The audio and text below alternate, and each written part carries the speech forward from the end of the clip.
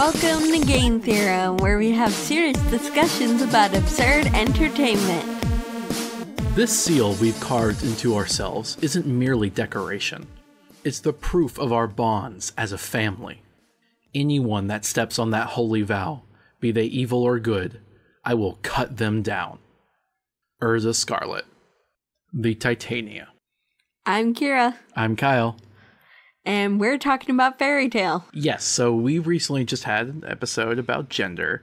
So we were thinking, what's a series that is extremely heteronormative and typical in all things gender?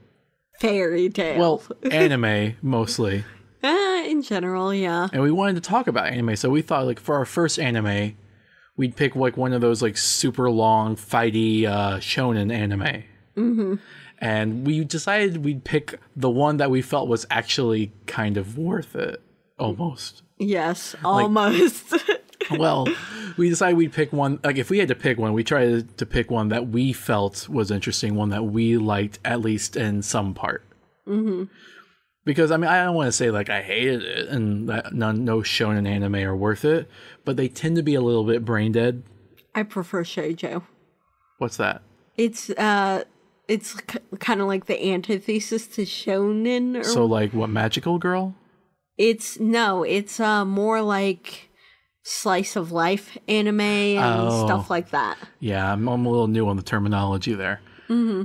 Yeah, I just feel like they tend to be kind of brain dead because they're all about fighting, right? They're very aimed at masculine and young audiences, right? Mm-hmm, mm-hmm. But I felt Fairy Tail was kind of a step apart from a lot of them, and that's why we decided to watch it in the first place, and we've decided to do this show.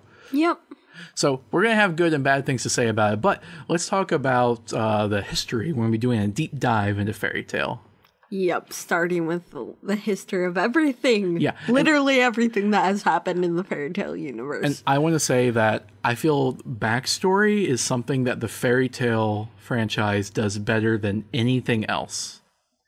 Yes, I agree, because there is a really good backstory on almost all the characters. Yeah, and throughout the story, like there'll be background characters you didn't even care about for the first few dozen episodes, and then all of a sudden, no, they have a tragic and deep backstory. The characters may or may not ever actually develop in the future, but at least they once did in the past. Yeah, and another thing I liked about it, because we've talked about fantasy, right? Yeah. I felt they had an interesting spin on it. It's like in the past, but it's also modern at the same time.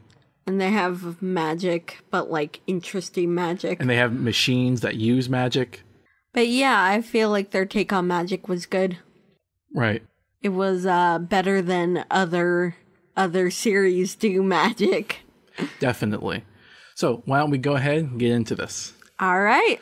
So we have a lot to cover here, so we're just going to be like going through bullet points. Yeah, you start. You want me to start? Yes. All right. Warning, there will be lots of spoilers, some violence, but no gore, really. Long ago in the distant past of Earthland, the emotion of love brought into existence the primordial magic. Its potential was unlimited, and it existed an ether nano in the atmosphere that could seep into living beings. It began to be adapted for practical but sometimes sinister purposes in what would be called ancient magic. Through the ages, magic was adapted into hundreds of different forms, many of which were for combat. Gods were beings with immense magic power, but dragons also existed and had considerable magic themselves, whereas only a fraction of humans could learn to harness magic. There existed another world, called the Celestial Spirit World, composed nearly entirely of magic. It was ruled by the Celestial Spirit King, but some humans from Earthland had managed to contact the celestial spirits in this world. Those that formed contracts with such spirits were called celestial wizards. In Earthland, another entity was created by a god, and it was known as the Phoenix. It was a huge mechanical monster that could resurrect itself, and its dying tears could grant immortality. Its power resulted in it being sealed away in the Phoenix Stone. Oh, I should mention, by the way, there are some differences between the manga and the anime adaptation. Mm-hmm. We prefer the anime. Yeah. But we did include some things from the manga as well. So we tried to combine exclusive events. So like if something was anime exclusive, we included that. If something was manga exclusive, we tried to include that, as long as it was plot relevant. Gods were few in number, but dragons were plentiful. They ruled much of the world and considered humans their food. One dragon questioned their reign and proposed coexisting with humans, and some began to take sides. A powerful human with magic power married a famous general and became the queen of the kingdom of Dragnoff, one where humans and dragons coexisted. One day, the sage dragon Bilsirion warned Irene that the dragons of the Alikitsasia continent planned to invade. The invasion began and a war brewed between anti-human dragons and human-sympathizing dragons. The Jade Dragons Draconis fought on the anti-human side. Irene, by the way, was the queen of the kingdom. Yeah. In the year X370s, the decade of the X370s, some dragons killed Natsu Dragneel and his parents. His older brother Zareth Dragneel studied at the Mildian Magic Academy and learned dark magic. Zareth was expelled for creating the R system, a reviving technology, and the Eclipse Gate, a time travel technology, both out of Maginium, searching for a way to revive his brother.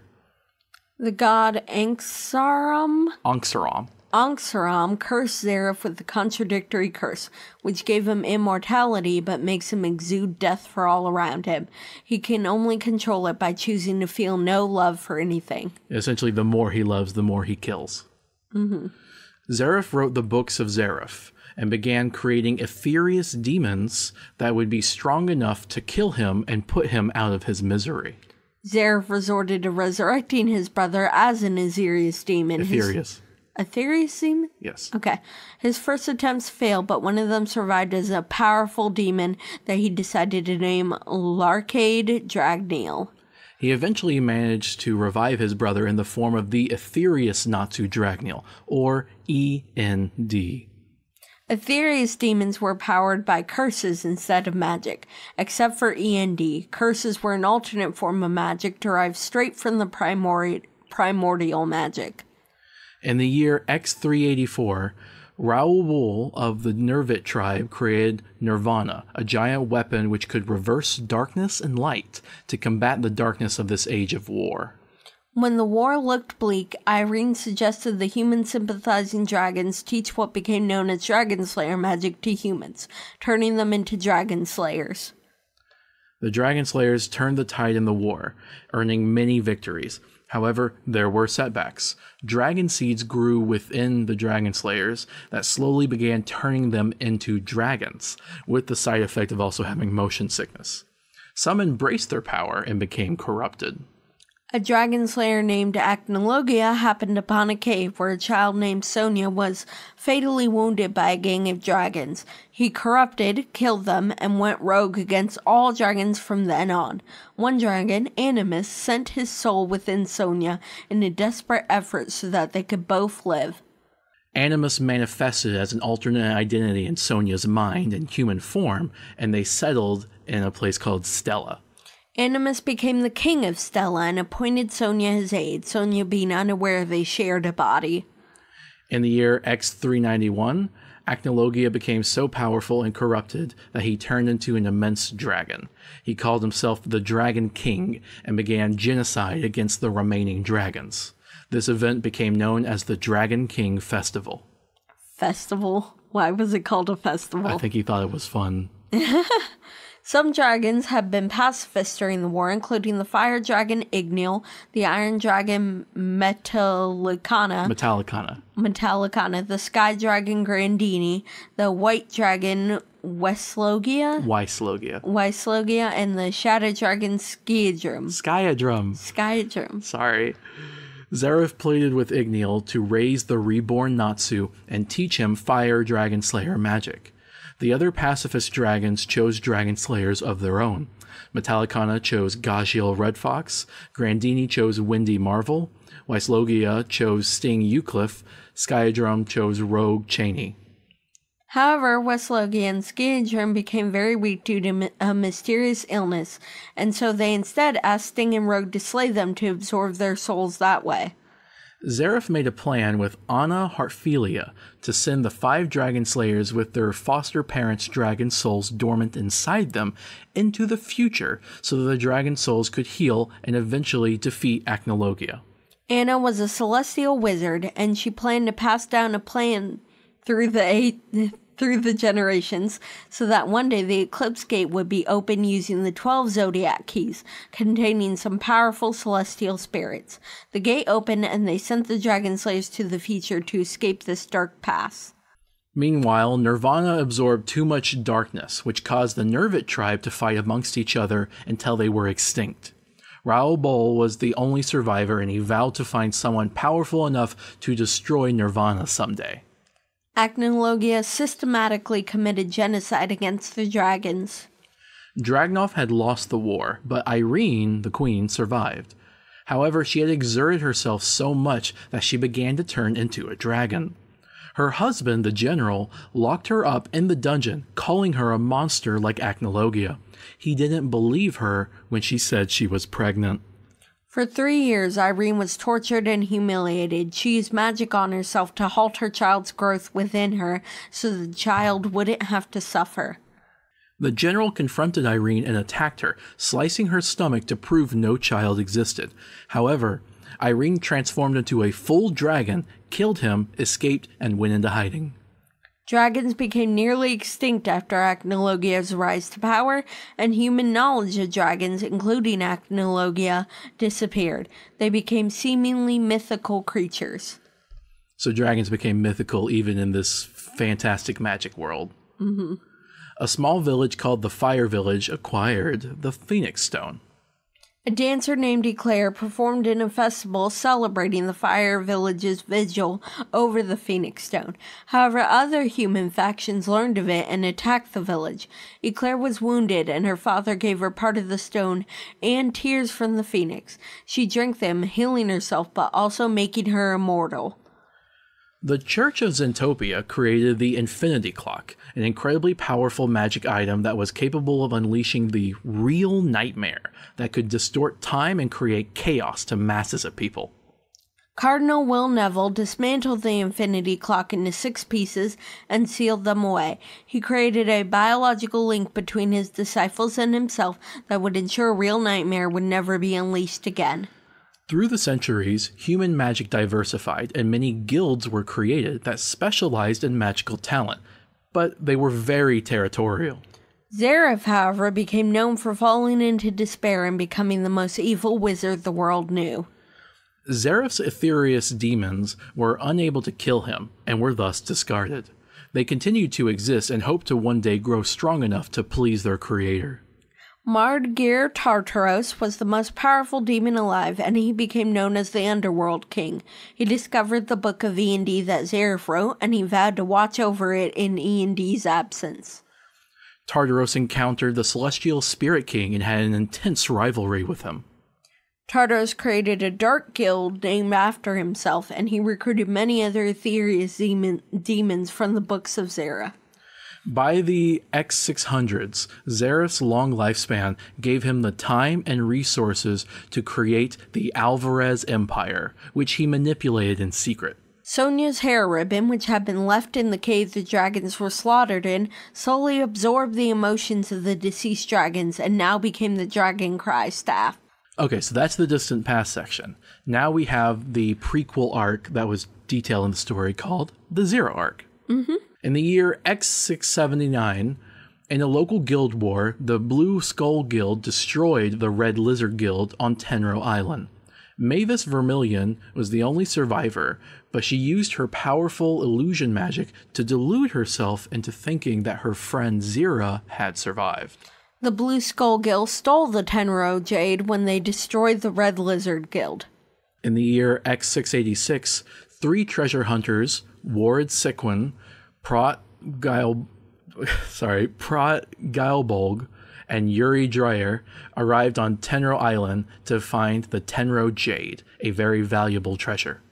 Yuri met Mavis and lost a game of wits to her, and therefore was obligated to take her with the 3 of them when they left the island to go after the Blue Skull Guild. Mavis and the others arrived in a port town called Hargion.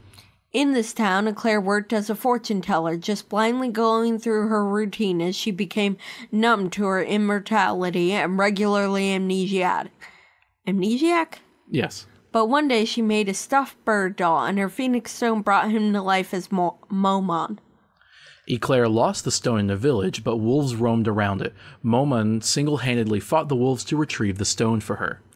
After arriving in Magnolia and being defeated by the Blue Skull Guild, Mavis ran into Zeref and befriended him. Zeref taught Mavis and her friends how to wield magic. Zeref left, and they all went back into Magnolia to fight the Blue Skull Guild. Zeref was known for being evil, but he kind of pitied them. Yes. Warid, Mavis, Pret, and Yuri fought the Blue Skull Guild. Warid, Mavis, Pret, and Yuri won. Yuri went to claim the Tenroi Jade, but was possessed by its black magic after being warned by Mavis not to touch it and holding on to it anyway. He fused with the nearby dragon skeleton and began attacking Magnolia. Mavis fought the dragon and saved Yuri by using the spell Law, which Zeref taught her but warned her that it takes 10 years to master it, and it would have consequences if incomplete. She used it anyway. Yuri was separated from the dragon skeleton and survived. The incomplete Law spell's consequence was that Mavis would never grow beyond her 13-year-old body. Well, kind of. Yuri devoted himself to making Mavis's dream come true after learning of the sacrifice she made in saving his life. Yuri pointed out to Mavis that only she could see and hear the illusion of Zera, which came as a revelation to her, and Zera was dispelled. In X686, that's the end of the Zero arc. We're getting back to backstory now. In X686, Mavis, Warid, Pret, and Yuri formed a guild in Magnolia to help the citizens and boost the economy. It was called Fairy Tale, and Mavis was its first master. Geoffrey, the former master of Blue Skull, founded a new guild, Phantom Lord. The second trade war in the country or the area began. In X688, wizards intervened in the Second Trade War, and Mavis earned the title of the Fairy Tactician. In X690, the Inter-Guild Dispute Interdiction Treaty was signed into law, ending the Second Trade War and creating the Magic Council, working under the rule of the Fiori Kingdom. In X696, Zeref revealed his past to Mavis and informed her that she didn't stop aging, but that she had been afflicted by the same curse as he. Yuri fathered a child named Makarov, but his wife died in childbirth. She was the first of a long line of people that died around Mavis as she became aware of her curse. Mavis ran away and tried to starve herself to death, but she was immortal now, like Zeref. In X697, Zeref and Mavis reunited and decided to learn how to die together. They embraced, but in so doing, Zeref's curse trumped hers, killing her. That's another reason why Zeref taught them how to use magic. He kind of liked Mavis. He had a crush on her. Yes. Zeref dropped off Mavis's body to Fairy Tale. Pret was made the second master per Mavis's wishes. Pret began researching dark magic, and he used what he knew to preserve Mavis's corpse in a lacrima, which is like a magic machine, called the Fairy Heart, or the Lumen Histoire. Due to a combination of this and the contradiction of her being a killed immortal, her spirit lived on despite her death. Her spirit resided with her grave on Tenro Island. In X700, Yuri died for an unknown reason. Pret continued learning dark magic and discovered that Mavis was pregnant with a zygote fathered by Zeref, back from when they embraced. In a secret experiment, he used dark magic to artificially birth the child. However, Pret grew to dislike the child and abandoned him to die. The child struggled to survive. His memory magic allowed him to recall his father, and he eventually found Zeref in the Alvarez Empire. He joined Zeref, who named him August. In X731, because of Pret's obsession with dark magic, Warid left Fairy Tale. In year 736, Pret left to focus on his dark agenda and makes 40-year-old Makarov the third master. In X741, Makarov became powerful enough to be one of the 10 wizard saints, which was like a distinction of the 10 most powerful wizards in Fiore. Makarov had a son, Ivan Dreyer. When he became older, he too fell into dark magic. Ivan eventually had a son, Loxus Dreyer. Ivan implanted an electric dragon lacrima into Loxus to make him into an artificial dragon slayer. Ivan also tried to take the Lumen Histoire, and for this Makarov exiled him from Fairy Tail. In X764, Bob founded the Blue Pegasus Guild. Or Milkovich, a skilled ice wizard, had a daughter, Ultier, who suffered from too much magic potential. Brain, from the Bureau of Magical Development, offered to care for her. Brain tortured Ultier and experimented upon her. Brain told her that she had died, leaving her in despair. Ultier escaped, however, but ran away because she thought her mom had left her to be tortured. Ultier encountered Pret, who now called himself Hades, and who took her in and raised her as his own. He taught her the Arc of Time magic and corrupted her into using dark magic like he did. Hades warned Ultier not to only use the Arc of Time to accelerate or decelerate the time of objects. If she attempted to change time with respect to the whole world, it would cost her the remainder of her life. Layla Heartfilia was a powerful celestial wizard descended from Anna. In X767, Layla became pregnant and retired. She gave her Capricorn key to her servant Zoldio to give to Lucy when she was ready. Zoldio practiced human subordination magic. He took advantage of the key and tried to enslave Capricorn. For this taboo against the celestial spirits, he was forced into possessing Capricorn. Layla had a daughter, Lucy Heartfilia. She bought her an enchanted doll. Lucy named her Gonzalez and pretended she was her little sister. Yep. What? Little sister Gonzalez. Oh, okay. I thought she named her Michelle. Nope. She named her Gonzalez. Wow. Zareth wandered into some mountains one day and discovered the dragon Irene hiding there for centuries. At first he was surprised, but he was disappointed to find that she was just a dragon slayer turned into a dragon, so he used his dark magic to turn her back into a human form. She thanked him, but he said it was just aesthetic. She was still a fake dragon as far as he was concerned. Irene was finally able to give birth to her child. She was going to try to possess her, but when she gave birth to her, she couldn't do it. She left her at a village where the child became known as Erza. Irene left for the Alvarez Empire to join Zareth. However, sometime thereafter, Zareth grew bored and left for Tenro Island to retire from his wandering. A cult took over Zareth's abandoned R system. The Magic Council destroyed the 7 towers, but the cult operated out of the secret 8th one, the Tower of Heaven, hoping to resurrect Zareth, thinking him dead. They enslaved people to work on the construction to finish it. Children and the elderly were easier to capture as they fought back less, so the cult invaded a small village and kidnapped several children, including Erza and her friend Simon. Simon's sister Kagura was left behind. In X772, one of Fairy Tail's strongest wizards, Gildarts Clive, had a child without knowing, Kana Alberona, who joined Fairy Tail hoping to meet him. In X774, one of Zareth's demons, Deliora, rampaged and killed many people, including Silver Fullbuster and Mika Fullbuster. Thus, Grey Fullbuster, along with Leon Vastia, were orphaned by Deliora. The Aetherius necromancer Keys took Silver's corpse and reanimated it as part of a series of experiments of his power. Silver, however, continued to live, unlike any other corpses Keys reanimated, but he never knew Grey survived the attack. Silver was invited to join the Dark Guild Tartarus, but he secretly plotted to take them down from the inside. He learned Ice Demon Slayer magic from them and killed any other demons he came across to ensure their numbers didn't increase. The Ice Wizard Or adopted Grey and Leon and she trained them to use Ice Maker magic. Grey and Leon attempted to fight Deliora, so sacrificed herself to become an ice shell to keep the demon trapped. Grey and Leon were orphaned again. Grey joined Fairy Tail. While enslaved, Erza adopted the last name Scarlet. She befriended her cellmates, including the children Jalal Fernandez, Simon, Sho, Wally Buchanan, and Miliana, as well as the elderly, formerly Fairy Tail wizard Grandpa Rob.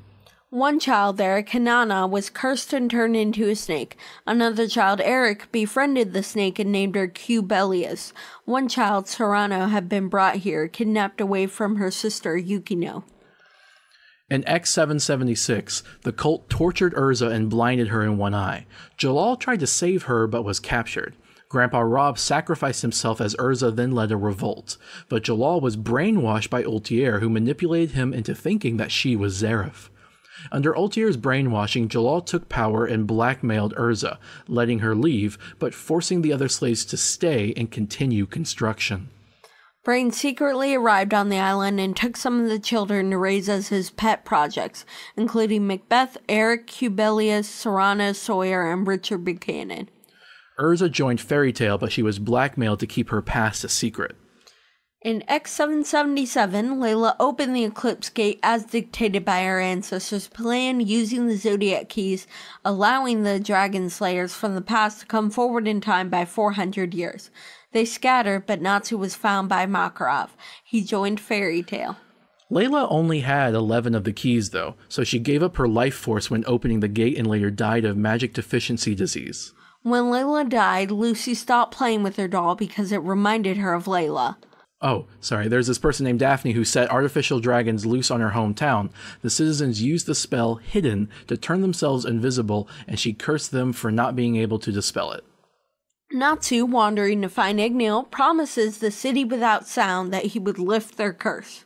Meanwhile, there existed an alternate universe parallel to Earthland called Edalus. It contained many alternate versions of people in Earthland, but it had one major difference. Edalus had a finite amount of magic, and they continuously exhausted their supply. The three main beings in Edalus were Exceeds, dragons, and humans. Exceeds and dragons had internal magic, much like many beings in Earthland, but magic was still finite. In the ancient past of Edalus, dragons went extinct without enough magic to sustain them. One of them, the sky dragon Grandini, survived by transforming her appearance to be similar to a human and thus require less magic. Oh, I didn't know that's why she turned into a human. Yep. 100 years prior in Edalus, the Exceed crafted a plan to convince the humans that they had unseen magical powers, when in reality they only had some magic potential. They elected Queen Shagat because she had magical visions of the future, and they used that information to their advantage. So, for example, she'd be like, this person's going to die because I'm killing them, when really she just predicted that they were going to die. Humans began to fear the Exceeds, leading the alternate version of Makarov, who called himself King Faust, to devise a system that could cast an interdimensional anima spell that could extract magic from the parallel Earthland. He used this new magic supply to systematically conquer neighboring countries until his empire controlled the entirety of Edalus. Grandini fell into an anima at some point, ending up in Earthland. She renamed herself Porliusica and joined Fairy Tale when she met Makarov in his youth. They became good friends, and she no longer wished to return home. She began aging. Then in Edalus, Queen Shagat had a vision foretelling the destruction of her Exceed kingdom, Extalia. And so she sent 100 eggs with their children to Earthland to enlist the aid of Dragon Slayers. To keep up the fear ruse, they said they were going to kill the Dragon Slayers.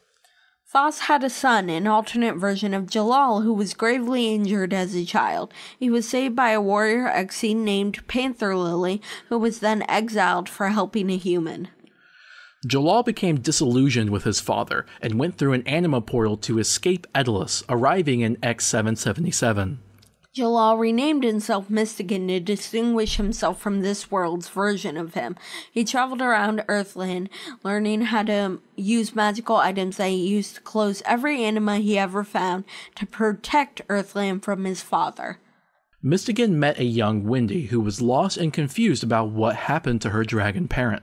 They traveled for a while until Mystigan dropped her off at the Kate Shelter Guild, run by the spirit of Raoul Bowl. Zash Kane, Fiore's Secretary of State, attempted to overthrow Fiore's royal family, but failed and was exiled.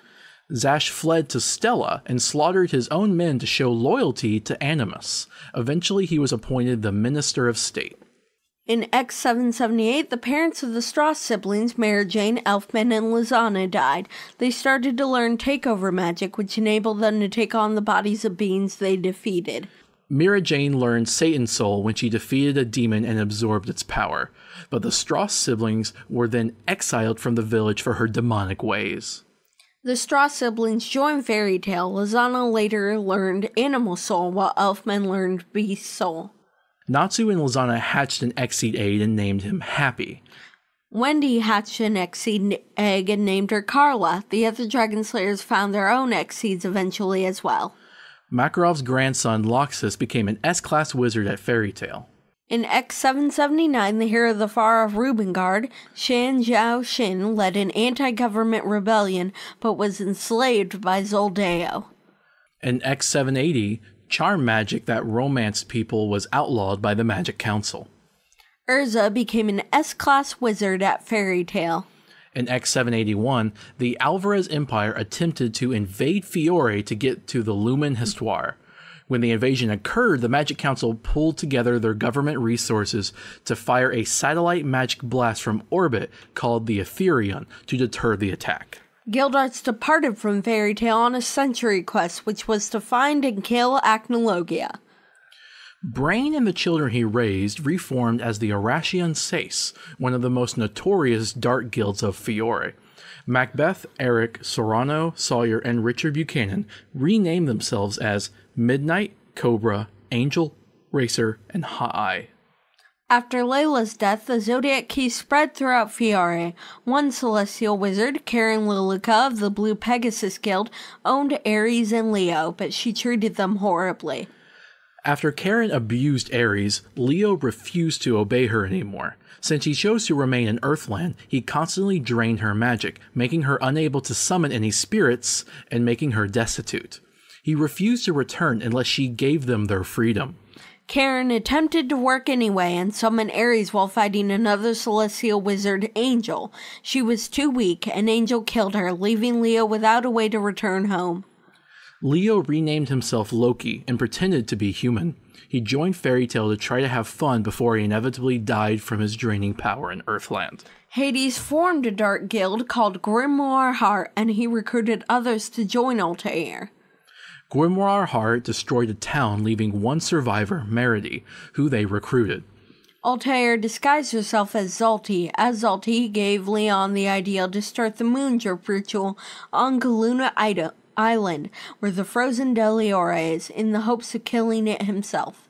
He wanted to undo Ur's Ice Shell spell so that he could kill it. Mira Jane became an S-Class wizard in Fairy Tale. Flare Corona was taken in and raised by the giants of some village. In X782, the Strauss siblings went on a quest where Elfman attempted to use his beast soul on a giant monster. He succeeded, but then rampaged, losing control. Lizana tried to stop him, but Elfman gave her a fatal blow with the swing of his monster hand. Fairy Tale mourned Lizana's death. Elfman vowed to never go full beast again and changed his demeanor to be more manly to cover his emotional wounds. Ah, poor masculinity. However, an anima opened near Lizana as she was dying that took her to Edalus, where she was nursed back to health by the alternate versions of Mira Jane and Elfman, who themselves were mourning their version of Lizana who died as well. Mystikim became an S-Class wizard in Fairy Tale. In X783, Lucy Harfilia ran away from her father's opulent estate. And that's it. That's the backstory. That leads us to the beginning of Fairy Tale. I actually didn't think we'd get this far, so why don't we just keep going? Do you want to keep going? I mean, I think we should wait to start the show.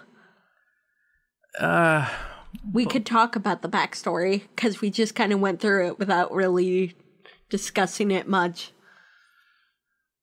All right, fine, we'll do that. We'll save the rest of the story for another episode, for a follow-up on Fairy Tale. Okay, so anything that comes to mind that you want to talk about, Kira?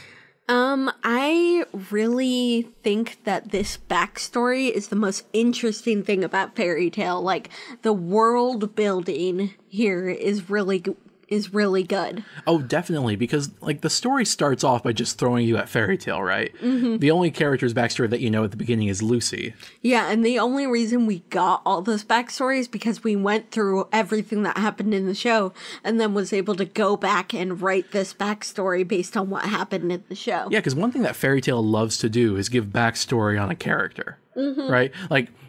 Like oftentimes there's even like entire arcs devoted to like discovering a character's backstory. And I think that's really cool, honestly, because you have this whole guild, right? And when you start, you only know like 5 of the characters. The rest of them are just faces in the background. But by the end of the show, you intricately know the personality of almost all of those faces.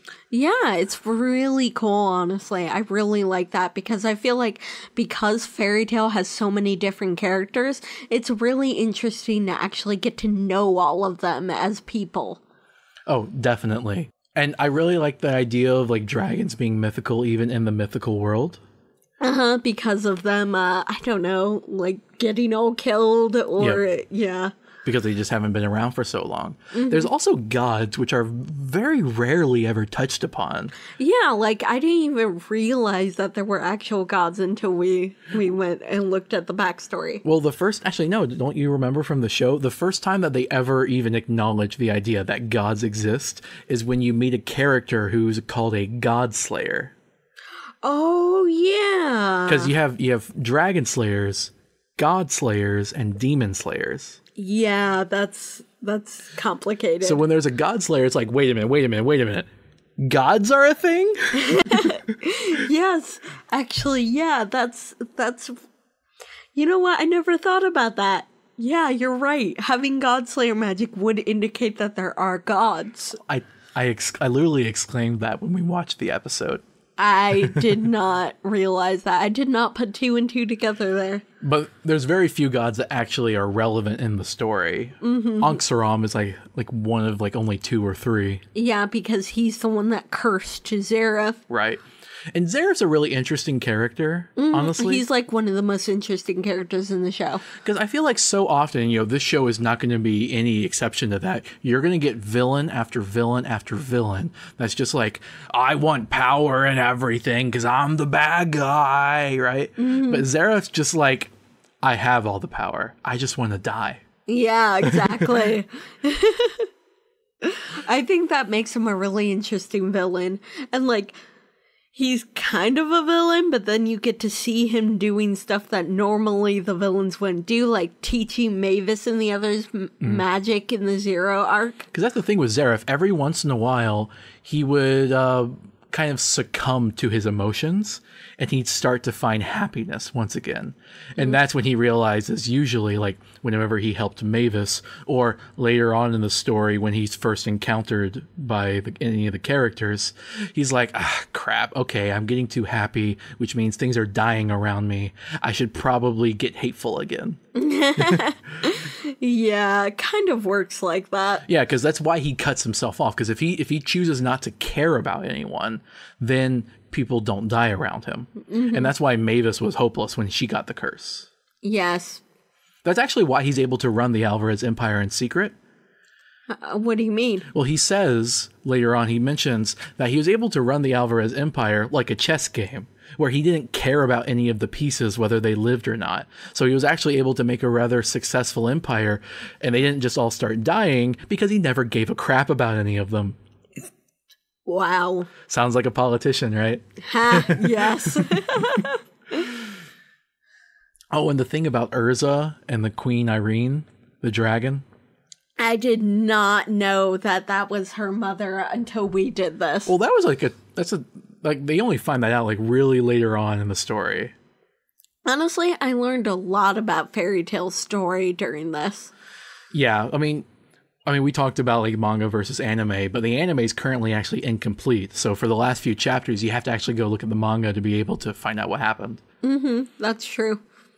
Because the manga is actually finished. I guess Natsu being END is like the biggest ultimate twist, right? Like that's like literally the last twist in the story. Oh, yes. Because they only reveal that like right before the end. And I only found that out, when we read that when we looked into the last arc. Yeah. So we've been kind of talking about positives, right? I feel like we should get into the negatives. Yeah. Okay, so we're not going to start seeing this until we actually start getting into the arcs. Yeah, when we do follow-up episodes on Fairy Tail, like we'll definitely talk about this. But since we have time, because wow, we really went through that backstory in an orderly way, right?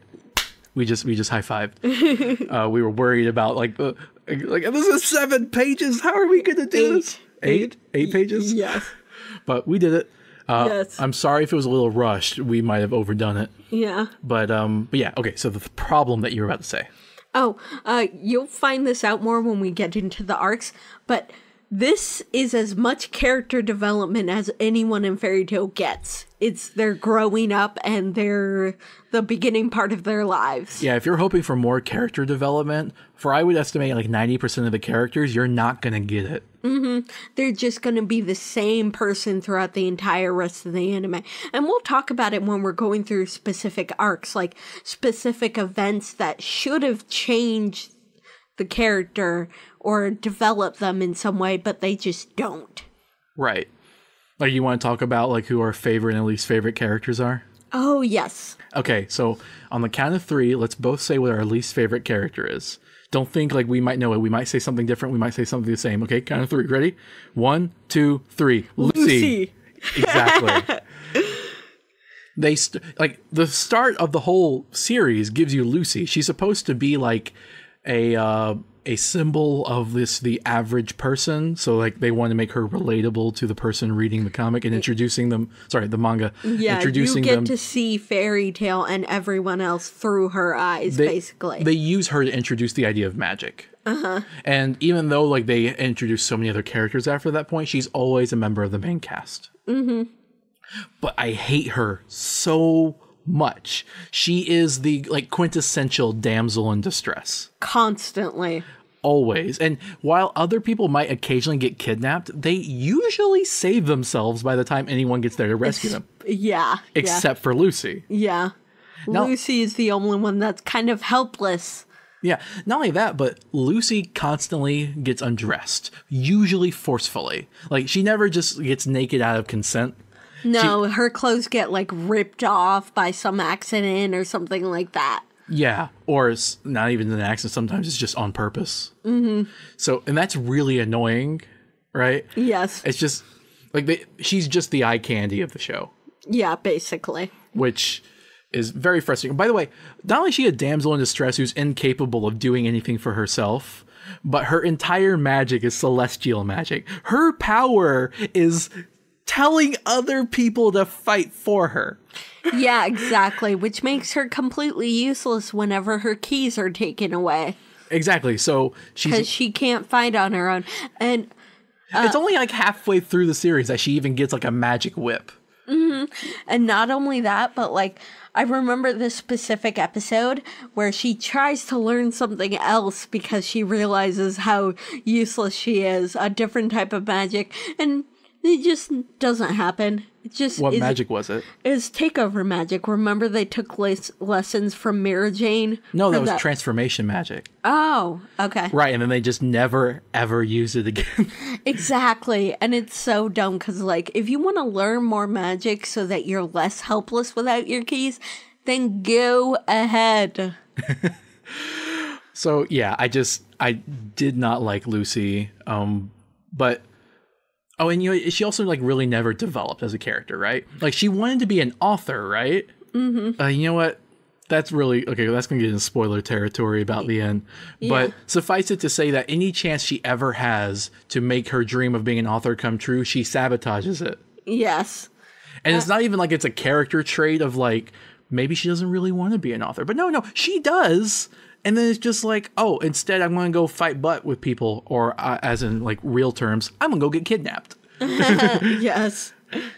I also kind of don't like Natsu very much because he's just the typical hot-headed, spiky-haired fighting protagonist. Yeah, he's like the shonen anime manga, yeah, right? Like you said, hot-headed protagonist. Like literally in this case, he's fiery.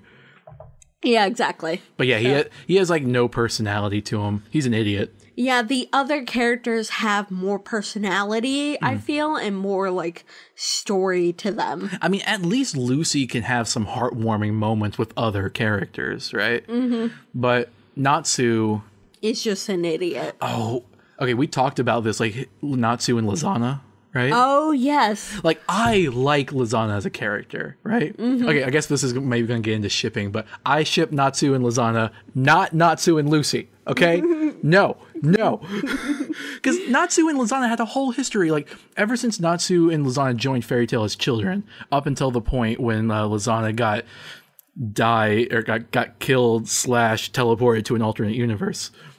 They were close. They bonded together. She literally asked to be his wife, which is some weird trope that I see sometimes. I don't know. Well, when they're kids, they're just playing. Yeah, but I don't know. But and they pretend that Happy, the Xseed cat, is their child. Yes.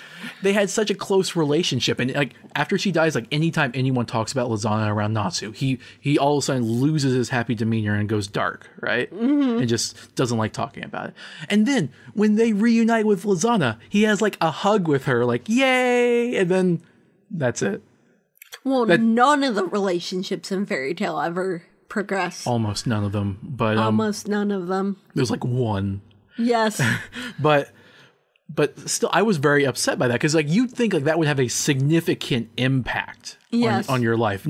Having a loved one return to you in your life, that really should affect you. And they could have even had like some drama, like a love triangle between like Lizana, the girl of his past, and Lucy, the girl of his now, right? Yeah, that would have been more interesting than just completely ignoring it. Like, they really did push for the whole Natsu and Lucy thing by the end. They were never brave enough to do like overt romance, right? Yeah, of course. But there was a lot of connection between the two.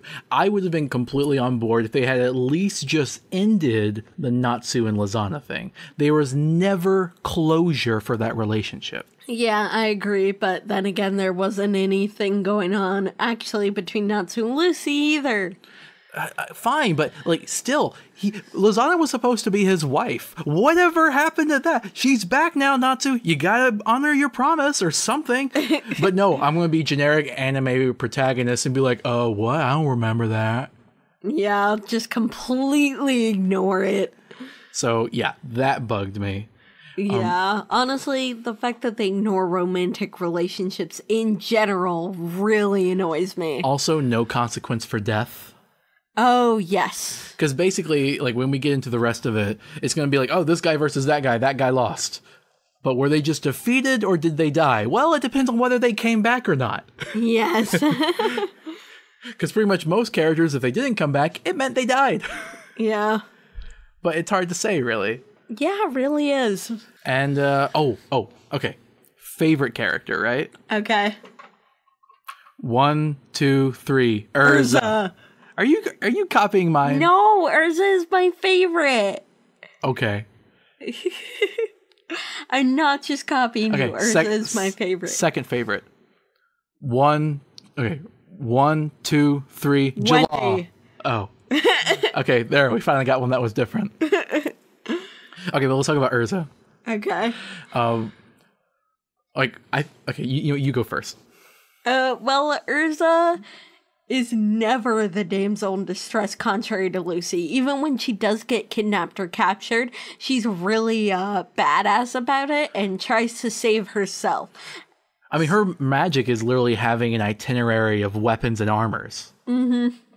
So she basically is like one of the best characters. She's like the RPG hero. She should be the hero of the show. Exactly. And she gets the most development. I don't know what you would call it. She gets the most interesting stuff in the series. I think she has the most traumatic backstory of all of the main characters. Mm-hmm. And I just really like her because she's one of the most interesting characters compared to all the others. Yes, she is. But I feel like her personality, like she is the polar opposite of Lucy. Oh, yeah. Whenever she gets into a situation where she has to dress, like, skimpy or, like, take off her clothes, she does it proudly and is, like, kind of happy about it. She does it because she wants to. Yes, exactly. Almost all the time. And even in cases where it's not like, there's literally this one fight, we'll talk about it later, but in the fight, they got shrunk and stuff. And so basically when she came to normal size, her clothes weren't still on her. Oh, yes. And so she's fighting this other woman, and basically she's completely undressed from, down below. And she's just kind of like she looks at the other woman like nothing's wrong. Like she acts as if there's nothing, like she's completely fine with it. Yeah, she's completely confident that she's still going to take down her opponent. And her opponent mocks her, her opponent actually mocks her at her state of undress, to which she just kind of shrugs it off that like she looks good or something. Yeah, exactly. And she is one of the most attractive characters, I feel. Yeah, but unlike Lucy, it's not always against her will. Yeah, she flaunts it. She's happy about looking good. And she even, likes dressing up very specifically because her magic requip, like she has some stuff in her requip magic that is specifically made for her to be able to dress up. Yeah, because her whole thing is she has a reason to be changing clothes, like her armor is because it's part of her character, right? Yeah, it's her magic. Whereas Lucy only ever really just changes outfits just to show off her body, but usually because it was clothing given to her by somebody else. Or just because, oh, you're naked, Lucy, I guess you need some clothes. Yeah, exactly. I mean, I can't tell you how many times Virgo just showed up like, here's a new outfit. Yeah, that happened quite a few times, I think. Although, okay, I don't know if this isn't confirmed, but I think that Virgo's gay. Well, I feel like that too, kind of, actually. I think that's why she kept dressing up Lucy. Yes, whereas with her previous master, she really didn't like him at all. She didn't seem to like him very much. Right. But that's just my theory. Mm-hmm. But I wanted to say another character, because we're talking about undressing and nudity, right? Mm-hmm. Gray. Oh, yes. Because, Gray's backstory, when he was being trained by Or, she taught him that, if you're going to be a really good ice wizard, you need to know how to withstand the cold. Uh-huh. So they would always undress. Yes. So she and her two students, Gray and Leon, they would undress every time they were doing ice magic, so they would withstand it. And they eventually became very good ice wizards, right? Yes. So even to this day, Gray has a habit, a neurological habit, of undressing by accident. Yes, he does. Or subconsciously. It's he'll just kind of lose clothes here and there. And be like, what? When did that happen? And sometimes the series, they do it very child friendly to where he's just he's still wearing these huge boxers, right? Yes. But sometimes he's just literally completely nude, walking up to other characters and hey, and they're just kind of staring at his crotch. Yeah, that's happened. And so I feel this is really cool. So with Erza, for example, she's attractive and she doesn't care, right? Yes. But in a way she can also be, pleasing for the male audience. Whereas Gray is it's both genders, and I think that's a really remarkable thing to do. Yeah, I completely agree with that. You never really get to see that with the male character. And, he may be muscular, but he's not, hyper-masculine muscular. He's a little lean. Yeah, exactly. And so's Leon, honestly. But Leon doesn't do the undressing. No, he doesn't, unfortunately. So, anyway, I thought that was cool. Now, you want to talk about your second favorite character?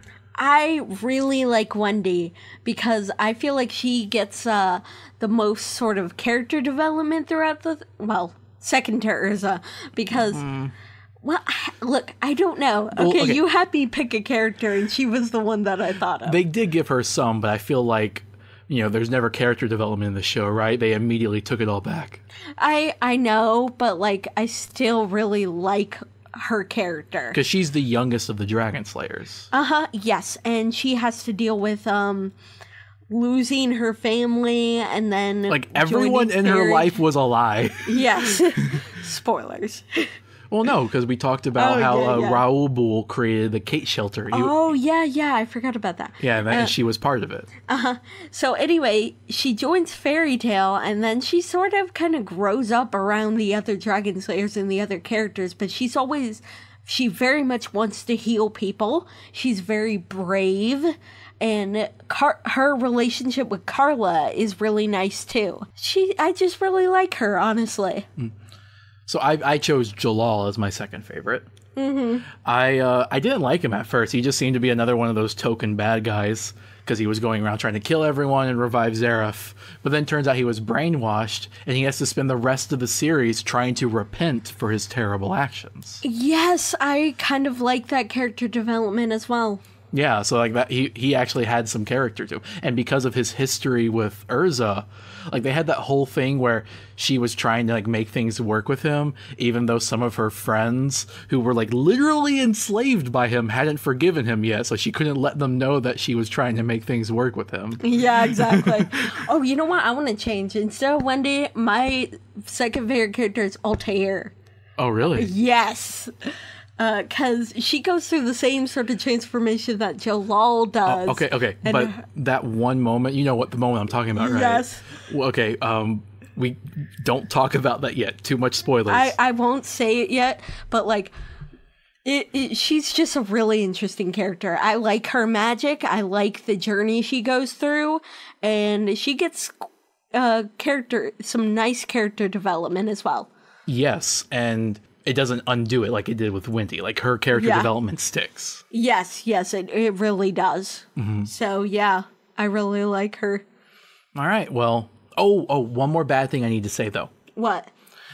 This show is, or this series, Fairy Tail, is extremely heteronormative. Oh, yeah. They, like, all the men, I mean, some of them are overweight, some of them are thin, but the rest of them, muscular and then super muscular.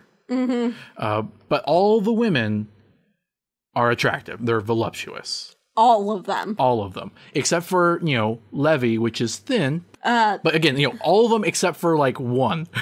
Yeah, and I said about romantic relationships never coming to fruition, but, like, all of them are, like, hetero. Like, oh, yeah. They're always boy-girl pairs, even when a character kind of compliments or crushes on another person of their same sex, which only ever happens with the girls because, fetishizing that. Well, there was, like, one exception very, like, at the end of the series, which to me really kind of talks about how, like, the world's changing and its acceptance.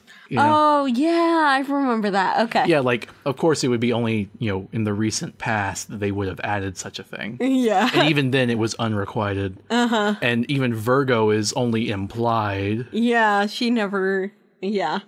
So, yeah, they don't have any, like, actual confirmed type of relationship that's anything other than hetero. Mm-hmm.